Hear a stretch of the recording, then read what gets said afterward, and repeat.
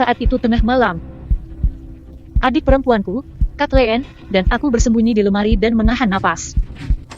Monster itu menggedor pintu, sangat ingin mencapai kami. Aku takut, tapi aku berusaha menjadi berani demi Kathleen. Akhirnya, monster itu mendobrak pintu, masuk, dan mengulurkan tangannya ke arah kami. Kena kau! Darahku menjadi dingin. Aku menekan diriku ke dinding dan saya terbangun dengan keringat dingin.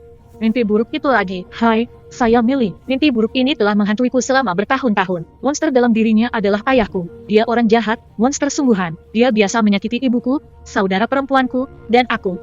Untungnya, Kathleen masih sangat kecil saat itu dan tidak ingat banyak. Hidup kami dulunya seperti neraka. Namun beberapa tahun yang lalu, ayah saya meninggal mendadak. Saya tidak tahu apa yang terjadi padanya. Segera setelah itu, ibu kami mengubah nama belakangnya sehingga tidak ada yang mengingatkannya pada masa lalu. Kami pindah ke kota lain untuk memulai kembali. Sejak itu, saya tidak mempercayai semua anak laki-laki dan percaya bahwa mereka berbahaya. Itu sebabnya aku hanya punya teman. Saya tumbuh menjadi gadis yang berani dan berjiwa bebas. Saya tahu cara membela diri dan bahkan belajar cara bertinju jika seseorang mencoba mengganggu saya. Pukulan yang bagus. Millie, aku kasihan pada siapapun yang mencoba menyudutkanmu. Terima kasih, pelatih. Saya merasa kuat dan tak terkalahkan.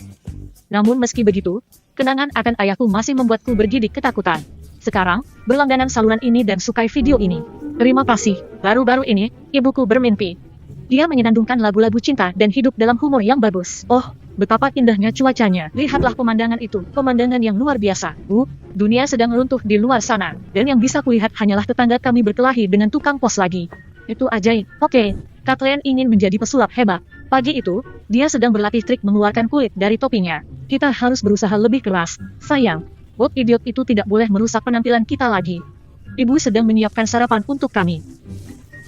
Tapi pikirannya jelas berada di tempat lain karena dia menggunakan garam sebagai pengganti gula. Pancatenya terasa menjijikan. Hai, Pesuk, Kathleen, bisakah kamu melakukan keajaiban dan menghilangkan mahakarya gastronomi ini? Tentu saja bisa, omong kosong, ledakan. Voila, hehe, kenapa tingkahmu aneh sekali? Dia tersenyum misterius dan berkata bahwa dia jatuh cinta dengan seorang pria. Itu serius. Dia bahkan melamanya. Catherine dan aku saling berpandangan, bingung. Tapi kami selalu menjauhi laki-laki. Itu berbahaya, ingat, Miller, Peter berbeda. Dia penuh perhatian dan baik hati. Saya akan segera memperkenalkannya kepada Anda. Ibu berseri-seri, tapi mau tak mau aku menjadi tegang. Aku yakin laki-laki hanyalah masalah dan tidak ada apapun di dunia ini yang bisa mengubah pikiranku. Sepulang sekolah, saya pergi latihan tinju dan bertemu Dani di pintu masuk. Dia mendorongku dengan bahunya dan bahkan tidak menyadari dia melakukannya. Anda tumpukan otot, perhatikan kemana kamu pergi. Bukan salahku kamu pendek. Saya akan menunjukkan kepada Anda siapa yang kekurangan di sini. Oh, aku tidak bisa mendengarmu dari atas sini. Sekarang menyingkirlah dari hadapanku. Idiot sombong itu membuatku jengkel. Dia telah lulus setahun yang lalu dan berpikir dia sudah sangat dewasa sekarang. Saat saya belajar bertinju untuk membela diri, Dani jelas belajar untuk menyakiti yang lemah. Saya sering melihat raksasa itu menindas teman sekelas saya tahun ini. Malam itu, saya pergi menonton pertunjukan Kathleen. Adikku naik ke panggung dan mencoba menarik kelinci kami keluar dari topinya. Hanya saja, alih-alih kelinci kami, dia menariknya. Seekor tikus. Penonton tertawa terbahak-bahak, tetapi Kathleen tampak tidak senang. Saat itu, saya melihat seorang anak laki-laki di belakang panggung menggendong kelinci kami dan tertawa. Bodoh itu, hai. Itu mungkin Bob, anak laki-laki yang terus-menerus mempermainkan Kathleen. Aku berlari ke belakang panggung dan mencondongkan tubuh ke arahnya dengan sikap mengancam. Apakah Anda menukar kelinci kami dengan tikus? Jadi bagaimana jika saya mengubahnya? Aku pesulap nomor 1 di sini. Anda ingin menjadi Harry Potter. Saya akan menunjukkan kepada Anda apa itu keajaiban sebenarnya. Anak laki-laki itu mundur selangkah dan menelan ludahnya dengan susah payah. Dan kemudian aku melihat Dani di belakangnya. Dia tampak mengancam seperti biasa.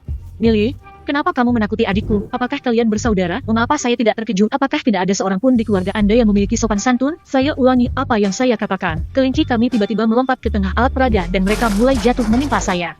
Di detik terakhir, Dani mendorongku. Hati-hati, alat peraga jatuh di atasnya dan dia tersenyum puas. Dia mungkin mengira aku akan berterima kasih padanya. Tapi aku hanya mengangkat bahu acuh tak acuh. Saya akan baik-baik saja. Jangan bertingkah seolah Anda seorang pahlawan super. Sayang, Kathleen, ayo pergi. Malam berikutnya, aku dan adikku pergi ke restoran yang ibu undang untuk kami datangi. Dia seharusnya memperkenalkan kita pada pria impiannya, tapi dia terlambat. Kemudian, seorang pelayan membawa kami ke meja untuk menunggu. Aku mengertakkan gigi saat melihat Dani, Bob, dan kedua si kembar duduk di sana. Hei, ini meja kita. Siapa yang mengizinkanmu masuk ke restoran elegan seperti itu? Meja ini milik kita. Kami terus berdebat sampai ibu tiba. Dia tidak sendirian. Tenang, teman-teman. Anda berada di tempat yang tepat. Gadis-gadis, ini Peter D. Saya sudah membicarakan dia. Dan ini adalah anak-anakmu. Mari menjadi sebuah keluarga. Tapi apa? Mataku melebar. Kathleen, Bob dan Dani duduk dengan mulut terbuka. Dan kemudian kami semua ketakutan. Apakah Anda ingin kami menjadi sebuah keluarga? Mustahil. Aku tidak ingin kurcaci gila seperti adikku. Satu hal mengarah ke yang lain. Dan terjadilah perkelahian makanan antara kami dan Deep bersaudara. Si kembar tidak mengerti apa yang terjadi dan hanya tertawa bahagia. Orang tua kami mencoba menenangkan kami, namun tidak berhasil. Pada akhirnya, kami diusir dari restoran dan terus berdebat di jalan. Pada titik tertentu, orang tua kami merasa muak dan memarahi kami atas perilaku kami. Diam, kami sudah menikah secara rahasia, dan sekarang kita akan menjadi sebuah keluarga. Apakah kamu menyukainya atau tidak? Girls, ayo pindah ke rumah kita. Dan ini tidak terbuka untuk didiskusikan. Ibu menatap kami dengan tegas sehingga aku tidak berani menjawab. Tetap saja, aku berjanji pada diriku sendiri dan Kathleen bahwa aku tidak akan menerima ini. Setelah kami pindah, perang wilayah dimulai. Bob mengganggu Kathleen tanpa henti. Lihat, aku menusuk hidungku dengan tongkat ajaibmu. Oh, aku akan mengubahmu menjadi kata setan, anjing anak-anak, tidak berhenti menggonggong pada kelinci kami. Danny dan aku berkelahi seperti kucing dan anjing. Hei, kita sepakat, ini giliranku. Pergilah, Nan. Saya mengalami hari yang sulit. Rumah kami tampak seperti medan perang. Tentu saja, orang tua kami cepat bosan dengan hal itu. Aku tidak tahan lagi. Aku butuh istirahat. Ibu dan Tuan Deep melakukan perjalanan ke Meksiko untuk berbulan madu. Danny dan aku yang bertanggung jawab. Anda perlu belajar hidup bersama. Tolong bersikaplah seperti orang dewasa. Kami membuat apa yang kami anggap sebagai keputusan orang dewasa. Segera setelah orang tua kami pergi, kami membuat garis dan membagi rumah menjadi dua. Aku sedang makan keripik di sofa dan memperhatikan Danny yang gagal memberi makan si kembar. Ayo, 1 sendok lagi. Kamu sudah besar, tapi kamu tidak bisa menangani bayi. Oh ya, ambil. Kamu bertanya, tidak ada keajaiban yang bisa membuat kita akur. Kemudian saya berlari dan melihat Danny menindas Sian yang malang lagi. Aku tidak bisa mengabaikannya begitu saja. Hei, pilih seseorang seukuranmu. Pergilah, Billy. Ini tidak ada hubungannya denganmu. Jika kamu tidak meninggalkan Cian sendirian, aku akan mengadakan pesta di rumah dan memberitahu orang tua kita bahwa itu kamu. Itu berhasil. Danny memelototi kami, tapi pergi. Cian menghela nafas lega dan berterima kasih atas bantuanku. Aku turut berduka atas para penghentak itu. Psikopat menjadi keluargamu sekarang. Ngomong-ngomong, tahukah kamu kalau ayah Danny sudah menikah berkali-kali? Semua istrinya menghilang secara misterius. Dan jika Tuan, apakah Deep membunuh semua istrinya dan hanya menikahi ibunya demi uang? Jika Anda mengatakan yang sebenarnya, ini sangat mencurigakan. Saya akan menyelidiki cerita ini lebih jauh. Setelah semua orang tertidur malam itu, aku menyelinap ke kamar orang tua kami dan mengintip komputer ayah tiriku. Tak lama kemudian, saya menemukan foto Tuan memeluk seorang wanita dalam-dalam. Mungkinkah dia salah satu istri yang menghilang? Segera setelah saya mengatakan itu, saya mendengar nafas berat di belakang saya. Miley, apa yang kamu lakukan dengan komputer ayahku?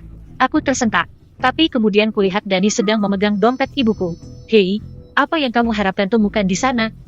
Bukti bahwa ibumu hanya menikahi ayahku demi uangnya.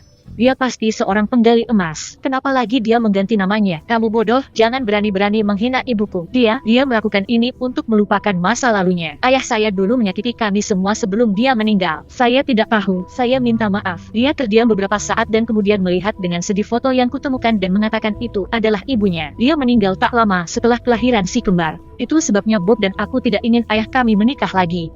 Rasanya seperti dia mengkhianati ingatan ibu kami. Tunggu, kata Cian. Pak Deep telah menikah beberapa kali. Sian, kamu seharusnya tidak percaya sepatah kata pun yang dia ucapkan. Dia adalah... Danny tidak dapat menyelesaikannya karena kami mendengar Kathleen berteriak. Dia berlari ke kamar tempat kami berada. Saya melihat seorang pria dengan mata jahat di luar jendela. Danny keluar untuk melihat siapa yang dibicarakannya. Ketika dia kembali, dia memegang bungkus hamburger dari suatu tempat makanan cepat saji. Itu ada di bawah jendela Kathleen.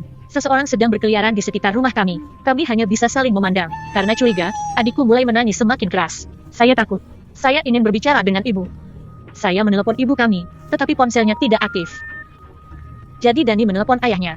Sayangnya, dia juga tidak menjawab. Aku tidak suka itu. Oke, kita akan coba lagi besok pagi. Kami pergi ke kamar kami.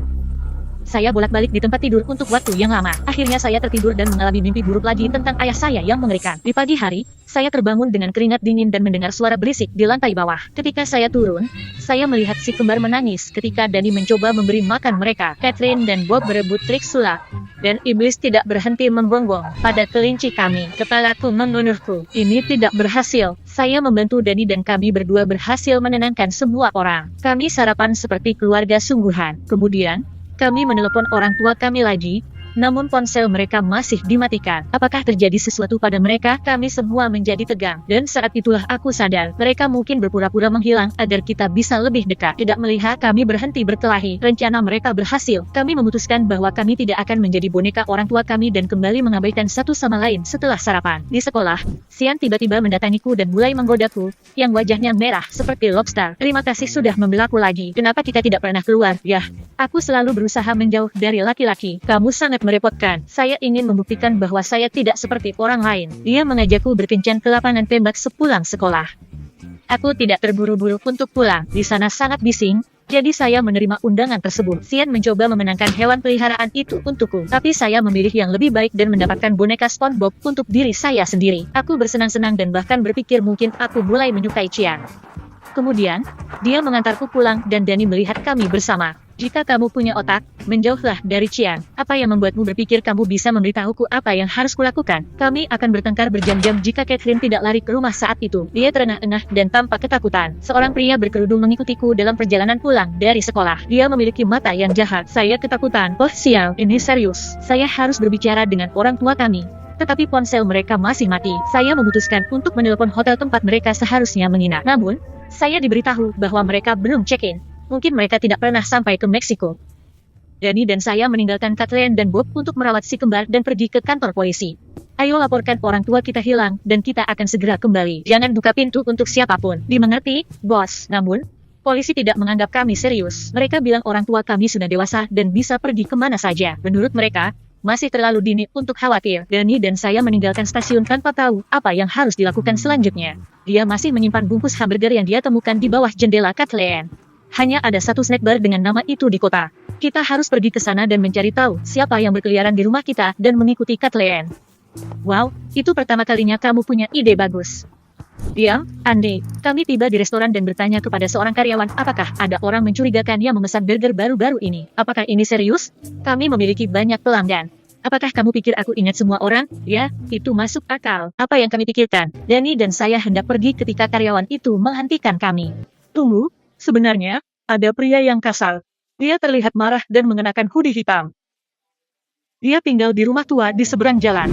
Bingung, deskripsi itu cocok dengan pria yang pernah dilihat Kathleen. Kami langsung menuju rumah itu. Sungguh menyedihkan. Kami mengetuk pintu, tetapi tidak ada yang membuka. Dani menyarankan agar kami kembali lagi nanti. Tapi kemudian aku melihat ada anting-anting tergeletak di garasi. Dani, anting itu milik ibuku. Dia yakin, sial, kita harus memanggil polisi. Tidak, mereka tidak akan mempercayai kita. Kita perlu menangani ini sendirian. Salah satu jendelanya terbuka sedikit, jadi aku meminta Dani membantuku. Begitu masuk, aku membuka pintu, mempersilahkan Dani masuk dan kami melihat sekeliling tempat itu. Rumah itu tampak seperti sarang orang gila. Keadaannya sangat kacau. Aku melihat foto keluargaku di dinding. Seseorang menggunakannya sebagai papan dan perutku mual. Psikopat macam apa yang melakukan itu? Kami mendengar suara dari ruang bawah tanah. Tetaplah di sini. Saya akan melihat siapa orangnya. Tidak, aku akan pergi bersamamu. Kami pergi ke ruang bawah tanah dan melihat pintu besar yang terkunci. Bagaimana kita membukanya tanpa kunci? Serahkan padaku, kurcaci. Dani memaksa pintu terbuka dengan bahunya. Wow, dingin. Dan kemudian, dari kedelapan mereka keluar, ibuku dan Ted. Dalam. Mereka segera memeluk kami dan menceritakan apa yang terjadi. Kami naik taksi ke bandara, tetapi sopirnya, ayahmu, Millie. Dia membawa kita ke sini dan menyembunyikan kita. Apa? Dia masih hidup? Ya, bertahun-tahun yang lalu. Saya mengirimnya ke penjara dan berbohong kepada Anda tentang kematiannya. Saya mengganti nama saya dan kami pindah ke kota lain agar dia tidak menemukan kami. Tapi ayahmu entah bagaimana menemukan kita. Dia ingin membalas dendam. Dia ingin membawa Kathleen dan meninggalkan negara itu. Dani dan aku bertukar pandangan cemas. Oh tidak, anak-anak itu sendirian. Kami berlari pulang dan menelepon polisi dalam perjalanan. Kami mendengar iblis menggonggong ketika kami tiba dan menyadari sesuatu yang buruk sedang terjadi. Saat kami berlari masuk, kami melihat Bob dengan gagah berani melindungi Catherine dari ayah kami. Itu dia, monster yang kuimpikan. Melihatnya saja sudah membuatku ngeri. Saat saya di sana, dalam keadaan lumpuh, Dani menangkap penjahat itu dan menyerahkannya ke polisi. Psikopat ini tidak akan bebas dalam waktu dekat. Akhirnya mimpi buruk itu berakhir dan kami semua berpelukan. Itu membuat keluarga kami menjadi lebih dekat. Saya menyadari bahwa tidak semua anak laki-laki jahat dan berbahaya. Dani adalah kakak yang baik. Aku bercanda sambil menyodok bahunya. Kamu masih membuatku kesal. Dia mengacak-acak rambutku dan mengedipkan mata padaku. Kamu membuatku kesal juga, dwarf. Tapi aku tidak akan membiarkan siapapun menyakitimu. Kami adalah keluarga. Segalanya menjadi tenang dan kami memutuskan untuk pergi ke Meksiko bersama. Aku sedang mengemasi koperku ketika Xian mengetuk pintu kami. Orang ini lagi, Billy, si idiot ini menjual kartu identitas palsu agar remaja bisa membeli alkohol. Itu sebabnya aku sangat marah padanya dan tidak ingin kalian berdua pergi bersama. Aku akan menyuruhnya pergi. Tidak ada laki-laki. Saya bisa mengatasinya. Aku pergi ke balkon dan menatap Qian. Jika Anda tidak berhenti menjual identitas, Anda akan berhadapan langsung dengan pengait kanan saya. Dipahami? Qian menelan ludah, mengangguk, dan lari dengan ekor di antara kedua kakinya. Aku tersenyum. Segalanya menjadi lebih baik. Kami naik pesawat dan saya melihat keluarga saya. Semua orang bermain dan bersenang-senang. Dan keluargaku berisik. Tapi yang penting adalah kami saling mencintai. Aku memejamkan mata dan tertidur. Untuk pertama kalinya setelah sekian lama, aku bermimpi indah. Aku yakin mimpi burukku tidak akan kembali.